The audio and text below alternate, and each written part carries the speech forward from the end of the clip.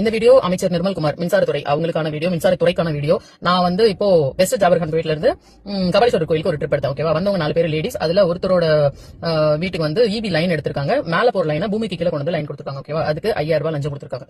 ஓகேவா, இவங்க வந்து இல்ல அப்படின்னு சொல்லிருக்காங்க. நான் 4 பேர் வந்திருக்கோம், 5 பேர் வந்திருக்கோம் அப்படின்ற மாதிரி பேசி 5000 லஞ்சம் கொடுத்துருக்காங்க. அதுக்கு இன்னொருத்தவங்க சொல்லிட்டு இருந்தாங்க, நீ அதை வீடியோ எடுத்து கம்ப்ளைண்ட் பண்ணிக்கலாம் அப்படின்னா, ஆமா நான் எந்த நிலைமையில வீடியோ தான் எடுக்க முடியுமா அப்படின்ற மாதிரி அவங்க சொல்லிட்டு இருந்தாங்க. அவங்க ஒரு லேடி. ஓகேவா, அப்போ இந்த இடத்துல அவங்க இன்னொரு லேடி ஒரு வார்த்தை சொல்றாங்க, ஆட்சி மாறினாலும் காட்சி மாறல அப்படின்ற ஒரு விஷயத்தை சொல்றாங்க. ஒரு தாவேக்காவோட ஆதரவாளரா எனக்கு வந்து ஒரு மாதிரி இருந்தது. சோ அதனால இந்த இடத்துல நான் பதிவு பண்ண வேண்டியது என்னோட கடமை, அதனால நான் பதிவு பண்றேன். அது தப்பு, எந்த அதிகாரி பண்ணியிருந்தாலும் அது தப்பு. இந்த ஆட்சி வந்து ஊழலற்ற ஆட்சி, லஞ்சமற்ற ஆட்சி அப்படிங்கிற அந்த ஆட்சிக்கு கெட்ட பேர் ஏற்படுத்துற விதமா இந்த மாதிரி நீங்க வாங்குறது, இந்த மாதிரி மக்கள்கிட்ட பொதுமக்கள்கிட்ட இந்த மாதிரி ஒரு மனப்பான்மை ஏற்படுத்துது. அதாவது போன ஆட்சியிலே வாங்கினாங்க, இந்த ஆட்சியிலே வாங்குறாங்க அப்படின்ற மாதிரி ஒரு மனப்பான்மை ஏற்படுத்துது. அதுக்கப்புறம் வந்துட்டு இபி ரீடிங் சம்பந்தப்பட்ட சில குளறுபடிகள் இருக்கு, அதை சரி செய்யணும் அப்படின்ற மாதிரி அவர் நிர்மல்குமார் சொல்லியிருந்தாரு.